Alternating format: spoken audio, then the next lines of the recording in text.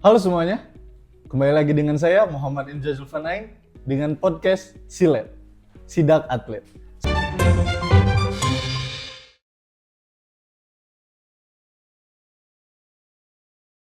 Sekarang di sini kita akan kedatangan tamu yang sepertinya kalian sudah lihat, sudah ada di depan saya, yang bernama Rifa Ramadan. Rifa Ramadan adalah seorang atlet squash timnas Indonesia yang berusia 19 tahun. Ingin tahu kelanjutan ceritanya? Kita ngobrol-ngobrol lanjutan. Silahkan Rifa, boleh memperkenalkan diri? Halo semuanya, perkenalkan nama saya Muhammad Rifa Ramadan dan saya saat ini menjadi seorang atlet aktif cabur olahraga squash. Dan saya juga merupakan mahasiswa di Universitas Pendidikan Indonesia jurusan Ilmu Keolahragaan angkatan 2025. Oke, untuk Kang Rifa, Akang kali ya, kita panggilnya Kang Rifa kali. Boleh. Kang Rifa, gimana sih awal mula Kang Rifa itu bisa jadi atlet timnas Indonesia dengan bisa dibilang usianya masih muda? Ya. Awal ceritanya itu gimana sih? Jadi awalnya tuh sebenarnya nggak tahu ya soal squash karena di Indonesia sendiri pun kan awam ya, nggak banyak yang tahu gitu. Jadi awalnya tuh memang karena orang tua kan suka olahraga, mama papa aktif nih kayak badminton. Awalnya memang mau badminton aja, udah coba untuk masuk klub juga. Waktu itu latihan sekitar 2-3 minggu lah latihan badminton tuh. Cuman ngerasa kesini tuh jenuh gitu, capek juga karena kan tiap mama papa ada pertandingan antara komunitas tuh ikut kan. Jadi otomatis lihat nih badminton tuh kayak gini, jadi kayak udah bukan hal aneh dan ya udah biasa gitu, udah sering. Habis dari situ mama tuh punya kenalan nih. Kebetulan tuh beliau tuh kepala sekolah saat aku masih TK. Ya. Dan beliau tuh yang pertama kali keluarganya tuh yang pertama kali ngenalin squash di Indonesia. Nah dari situ coba masuk ke squash, cobain, siapa tahu nih berpeluang katanya gitu. Dan kebetulan karena squash tuh nggak banyak saingannya katanya dan belum familiar juga. Betul, iya. Jadi siapa tahu lah jadi kesempatan gitu. Dari situ datanglah ke klubnya di Lodaya Squash Club itu pertama kali datang. Ngeliat tuh banyak kan senior dulu lagi latihan. Oh ini tuh yang namanya squash tuh gitu. Awalnya aneh gitu. Ini tuh lawan tembok, mainnya lawan tembok atau gimana tuh? Awalnya kayak gitu, terus cobalah latihan kan. Awalnya juga cuma have fun aja gitu, buat seneng-seneng doang karena namanya anak kecil kan. Saat itu masih umur 8 tahun. Masih 8 tahun? 8 tahun. Udah mulai squash itu? Iya. Wah. Cuman hari itu baru nyoba doang. Oh kayak gini, ternyata unik juga nih. Habis dari situ 2 minggu atau 3 minggu kemudian barulah masuk klub. Mulai latihan rutin dan akhirnya sampai sekarang. Sampai sekarang? Ya. Berarti di usia 8 tahun itu udah kenal dengan squash ya, jadi udah dikenalin oleh orang tua. Ternyata orang tua juga dari bidang olahraga gitu. Terus dari 8 tahun itu klubnya itu bisa dibilang baru juga atau udah lama? Kalau klubnya tuh udah lama sebetulnya. Udah lama. Ya, cuman karena itu tadi di squash di Indonesia nggak terkenal, jadi exposure-nya juga nggak ada gitu. Jadi sedikit lah orang yang tahu gitu. Terus kalau boleh tahu klubnya itu di daerah mana? Di Jalan Lodaya. Oh, Jalan Lodaya. Ya, dekat Palasari. Palasari. Berarti dari 8 tahun sampai usia sekarang itu udah 11 tahun main squash. 11 tahun. Berapa kali ikut kejuaraan yang pernah dialami? Maksudnya paling tertinggi itu di usia 19 tahun atau dari sebelum-sebelumnya memang udah pernah masuk ke timnas atau ke jurnas atau gimana? Kalau untuk ke timnas ini baru kali ini sih di SEA Games ini kalau untuk multi event baru kali ini sih. Cuman kalau untuk mewakili Indonesia tuh aku pertama kali ikut kejuaraan di luar Indonesia di tahun 2023. 2023. Itu umur berapa ya? Pas SMA kalau nggak salah. Itu pas tahun 2023 kan udah mewakili Indonesia keluar ya? Itu ke daerah mana atau ke negara mana? Itu ke Thailand. Ke Thailand? Ke Thailand juga. Berarti di squash itu ada single, ada ini ya? Ada ganda atau apa disebutnya? Jadi kalau di squash itu kebetulan ada 3 nomor biasanya. Yang pertama tuh single. Kalau single ya 1 lawan 1. Terus ada jumbo double yang kemarin aku main di SEA Games. Terus yang ketiga tuh ada double internasional. Kalau perbedaannya tuh di lapangannya. Kalau jumbo sama double internasional tuh. Kalau jumbo double tuh lebih lapangnya lebih gede, 2 kali lebih gede lah. Lebih tinggi juga sama lebih panjang. Oh gitu. Oh ternyata ada 3 nomor di squash. Terus sebelum-sebelumnya nih, kan pasti saingannya untuk masuk ke timnas ini pasti kan banyak ya. Apalagi peluangnya yang bisa dibilang peluangnya memang hampir, ya bisa dibilang 70% bisa lah gitu. Tapi ada nggak sih saingan terberat sebelum kamu masuk SEA Games itu, atau saingan terberat kamu sebelum kamu jadi atlet timnas ini ada nggak? Atau kendala-kendalanya atau gimana? Kalau untuk saingan ada ya, pasti. Itu tuh teman aku juga. Karena dari kecil tuh emang bareng, jadi kalau misalkan event pasti ketemu main-main gitu. Itu dari Kalimantan, ada teman aku. Dan sekarang tuh kebetulan jadi partner di SEA Games-nya. Jadi partner. Rival lah, awalnya dari rival kan. Tiap tanding ketemu kejurnas. Kemarin tuh kebetulan pas di kejurnas kita ketemunya di final. Di final kebetulan aku kalah, tapi yang diambil tuh juara 1-2 finalisnya. Jadi sampai sekarang jadi partner terus, continue. Dan kita persiapin juga buat di next event lah, jadi partner. Gitu. Berarti yang dulunya rival, tiba-tiba pas masuk timnas jadi partner aja. Terus ada nggak sih peran yang paling, maksudnya di belakang kamu nih, peran yang paling membantu kamu di titik sampai di titik sekarang tuh ada nggak? Support system gitu ya berarti. Pasti orang tua sih kalau itu. Apalagi mama. Karena mama tuh yang dari awal ngenalin squash, kan temennya mama juga. Pokoknya dari awal aku masuk itu mama yang urusin semuanya. Dan untuk kayak pertandingan mama yang selalu ikut gitu kan, misalnya keluar kota, mama ikut gitu. Didampingi terus sama mama. Terus ya dalam kondisi apapun lah, dalam situasi apapun, mama selalu jadi pendamping dan nomor 1 lah ya, setiap kamu kemana-mana gitu ya. Nah kan berarti kamu nyoba di squash itu kan awal-awal 3 minggu ya baru mau masuk klub. Mungkin di awal di usia segitu apa kamu udah ngerasa kayak, masuk squash nih tantangannya gimana, atau ada perasaan-perasaan yang buat kamu kayak nggak dulu deh kayaknya gitu. Mungkin kamu ada pengen berhenti dulu, atau ya udah kamu lanjut aja terus lancar sampai sekarang? Sebenarnya nggak ada sih, kayak enjoy aja, karena kan itu tadi kayak treatment dari klubnya pun kalau untuk anak-anak tuh nggak terlalu yang di push atau nekenin banyak kayak dituntut ini itu, nggak, cuman kayak awal pun kayak main pakai balon dulu atau pakai bola yang busa gitu kan. Jadi seneng aja gitu kan, banyakan juga, jadi sambil main juga. Terus belum mikirin juga ke depannya kayak harus ini harus itu, enggak sih, jadi enjoy aja ya, sambil berjalan tiba-tiba masuk timnas gitu ya. Terus lanjut kali ya, kan sekarang bisa dibilang udah masuk kuliah, terus jadwal latihan mungkin padat juga, pasti ada target tertentu yang ingin dicapai lagi di tahun ini. Gimana sih kamu itu membagi waktu sebagai kamu mahasiswa, latihan, dan bisa dibilang sebagai anak dari orang tua juga, maksudnya ya kamu masih bisa dibilang masih anak lah, belum punya keluarga sendiri. Nah, kamu ngebagi waktunya tuh gimana sih? Kalau aku pastinya bagi skala prioritas juga ya, kayak kuliah penting tapi latihan juga penting gitu. Jadi diimbangi lah sebisa mungkin gitu. Apalagi kalau di sela-sela jadwal kuliah tuh pasti kan ada waktu kosong kan.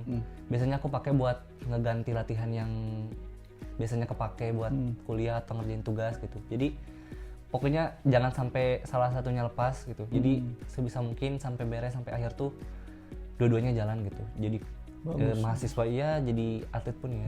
Bagus. Mental atletnya terlihat ya ketika menjawab itu. Jadi apa sih gitu. Tapi sebelum kesana ya, sebelum nanya gimana sih kamu bisa konsisten di kuliah ataupun di atlet ini, tapi sebelum kesana mau nanya sih, pernah nggak sih ngerasa kayak padahal kamu udah di titik ini nih, bisa dibilang ya SEA Games di usia masih muda itu ya, apalagi dapat perunggu itu sangat pencapaian yang tinggi ya gitu. Tapi pernah nggak sih kamu kayak di tengah-tengah perjalanan, atau bukan di pas awal-awal ya, maksudnya tengah perjalanan kayak sebelum masuk ke SEA Games nih kayak, aduh kewalahan nih, kayak udah capek gitu, pengen nyerah aja gitu. Pernah nggak sih? Kalau itu justru dari tahun sebelum-sebelumnya. Oh gitu. Iya, ini cerita sih. Ya. Dari Boleh. Itu tuh dari tahun 2022 setelah Porprov. Oh iya. Ya, aku kan masuk Porprov tuh mewakili Kota Bandung. Mau ke Kota Bandung dan dapat perunggu juga di saat itu. Cuman aku ngerasa kayak diri aku tuh progresnya nggak terlalu kelihatan Oh, gitu. iya. Dan pada saat pertandingan pun kecewa karena di babak kualifikasinya tuh aku dapat perak. Otomatis kayak wah optimis tuh bisa naik ke emas. Cuman nggak tahu kenapa, mungkin emang kurang dari diri akunya atau apa gitu. Jadinya turun ke perunggu. Di situ kayak apa udahan aja ya gitu. Karena udah beres juga ini, Porprovnya udah beres, kayak apa fokusin di studi aja gitu. Karena jujur pengen jadi dokter dulu tuh. Oh, pengen jadi iya. dokter. Awalnya pengen ya udahlah fokusin aja ke belajar gitu. Sampai akhirnya aku ketemu pelatih aku. Pelatih aku tuh bilang kayak dari beres Porprov tuh beliau tuh support banget lah, kayak kamu berpotensi katanya. Jangan sampai berhenti, katanya nanti pun harus ya tanding ke luar negeri gitu. Jangan cuman di Indonesia aja. Dan akhirnya yang tadi 2023 itu awal aku bangkit berangkat. lagi tuh dari situ, dari Keren. aku pertama tanding ke luar negeri kan experience-nya beda gitu. Dari lihat atlet-atlet lain, wah keren juga ya persaingannya gitu kan. Mereka punya stylenya sendiri. Oh, main tuh yang bener tuh kayak gini, yang bagus tuh kayak gini. Abis dari situ makin penasaran, tumbuh lagi penasaran gitu. Kayak pengen explore lebih. Jiwa gitu. atletnya menggebu-gebu lagi ya. Ya, dari situ semangat balik lagi gitu. Kayak wah bener ya, untung gak berhenti kemarin tuh. Untung ada pelatih aku gitu yang ngingetin dan ngomong kayak gitu. Selalu memberi motivasi ya, mendorong kamu untuk kayak kamu tuh potensinya, maksudnya bisa dibilang kamu masih muda, potensi kamu masih besar, potensi kamu tinggi gitu, kamu bisa lebih dari ini gitu. Dan akhirnya selain orang tua, ibu, ternyata ada sosok pelatih yang memang benar-benar memotivasi kamu ya dalam hal capaian kamu sekarang gitu. Keren sih.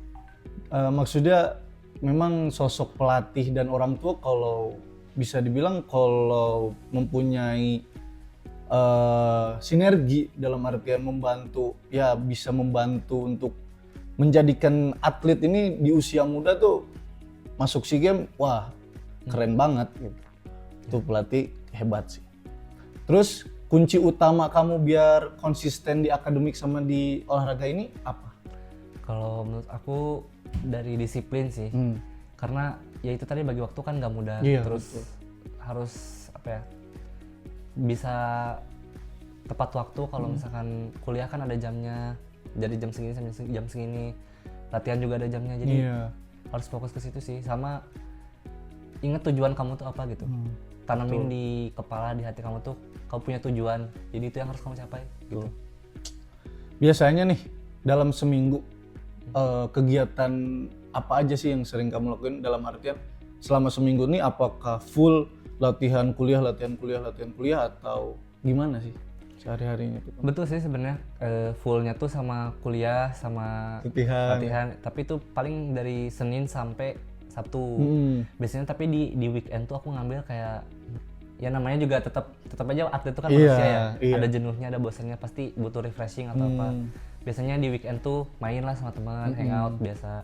Atau enggak aku kadang ikut volunteer. Ya.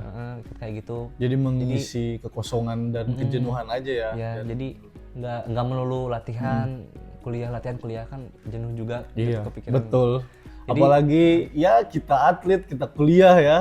Udah mau kuliah capek, tugas banyak, tiba-tiba beres kuliah ada latihan.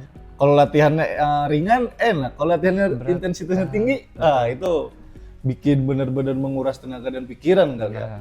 Terus persiapan paling berat menuju SEA Games tuh apa? Kalau paling berat tuh Dari segi mental kah, fisik kah, atau ada hal-hal lain yang menurut kamu? sebenarnya itu semuanya sih kayak kompleks ya. Iya. Karena kan sebelum SEA Games tuh kita ada training camp. Ada TC training. ya. Cuman jujur waktunya tuh singkat, cuman dapat 3 bulan.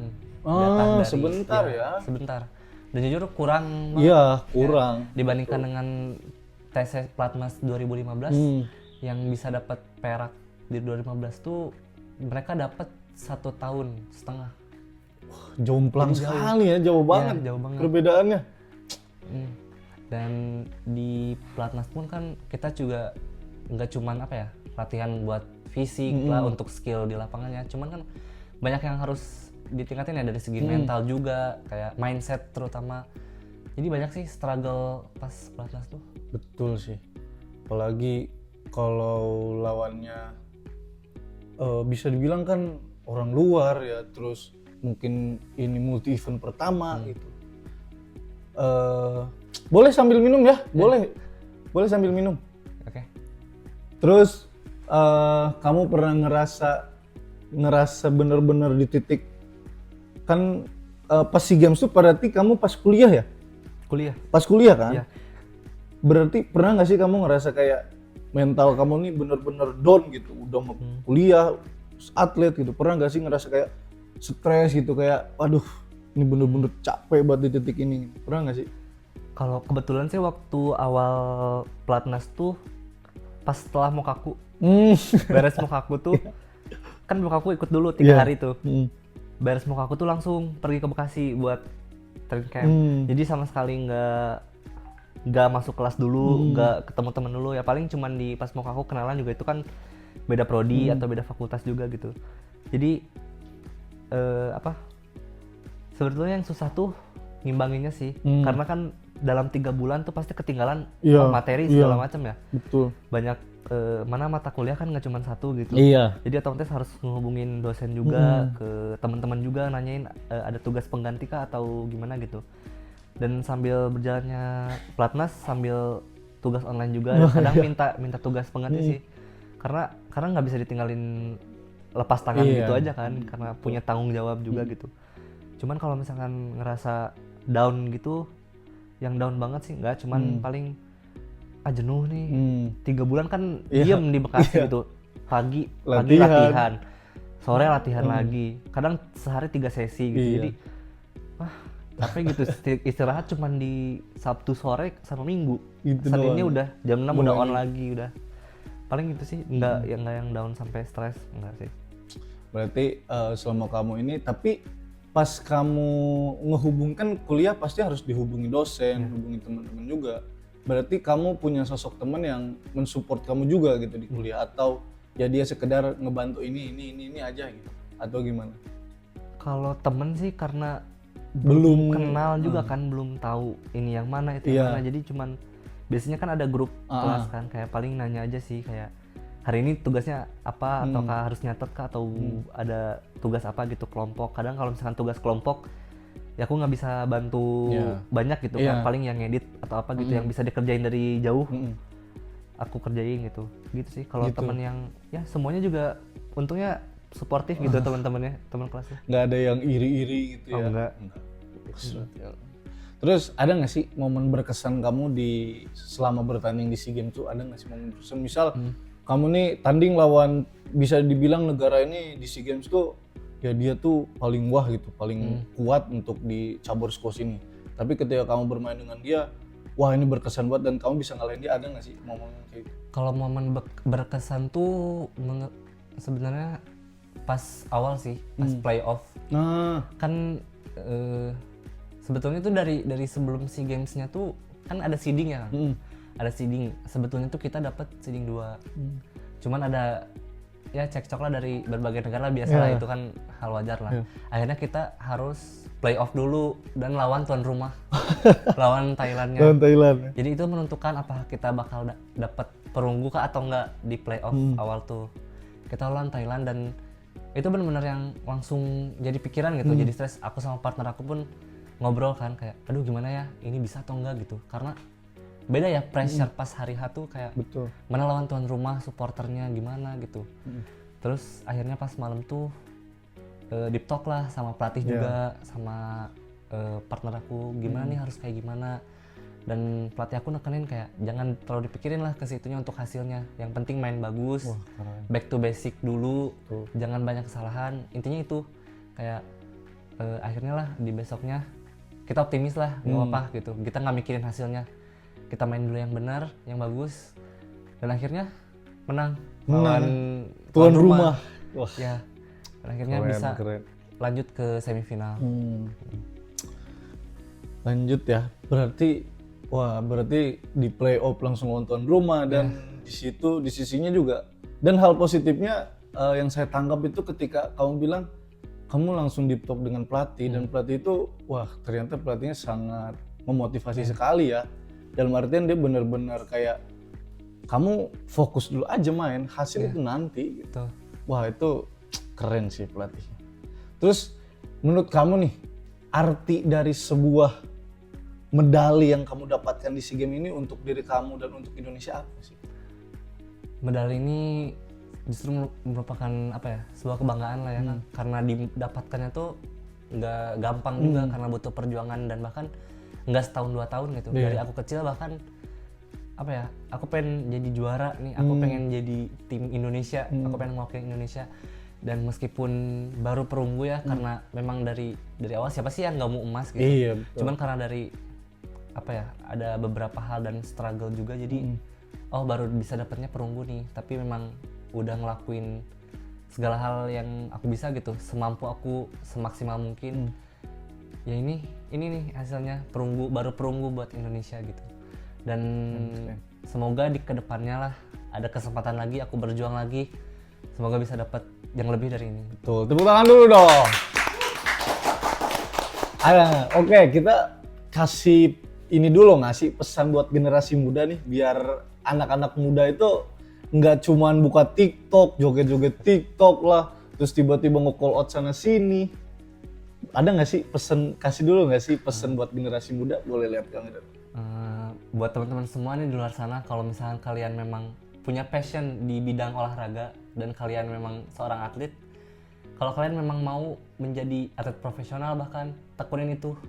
Kayak jangan takut untuk gagal, karena kegagalan tuh hal yang wajar gitu untuk seorang atlet, dan kegagalan tuh tempat dimana kamu belajar untuk lebih baik ke depannya gitu. Dan aku selalu tekenin satu quotes dan ini dapat dari pelatih aku juga. Hidup tuh bukan untuk menjadi sempurna, tapi untuk menjadi lebih baik setiap harinya. Dengar ya anak-anak muda zaman sekarang. Satu lagi. Oke. Satu lagi, kamu nggak akan tahu jawaban aslinya sebelum kamu mencoba. Betul. Jadi coba dulu dan kamu bakal tahu jawaban dari struggle yang kamu alami. Oke. Kang Rifa, terakhir kali ya. Terakhir. Ini setelah SEA Games, target berikutnya apa? Target paling dekat lah ya, paling dekat tuh ada ke Jurnas. Aku targetin untuk bisa ngalahin senior-senior yang lain, karena masih banyak senior yang harus dikejar dan harus kasarnya dikalahin lah. Dan abis itu ada SEA Cup, dan kebetulan Indonesia jadi tuan rumahnya. Oh iya. SEA Cup ini. Tahun kapan? Tahun ini. Tahun ini. Di sekitar bulan Agustus lah. Dan untuk target kedepannya mungkin pengen SEA Games lagi, karena belum emas, jadi masih pengen berjuang lagi. Terus pengen PON nanti di 2028. Amin. Ya, dan menjadi nomor 1 Indonesia sih. Amin. Tepuk tangan dulu dong. Oke, mungkin podcast kali ini yang kita ngobrol-ngobrol ini ternyata banyak inspirasi lah untuk saya.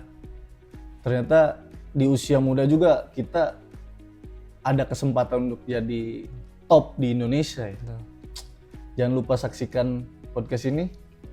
Saya Muhammad Imjad Zulfanain dengan Kang Rifa Ramadan, atlet squash timnas Indonesia. Kami akan kembali lagi di Sidak Atlet.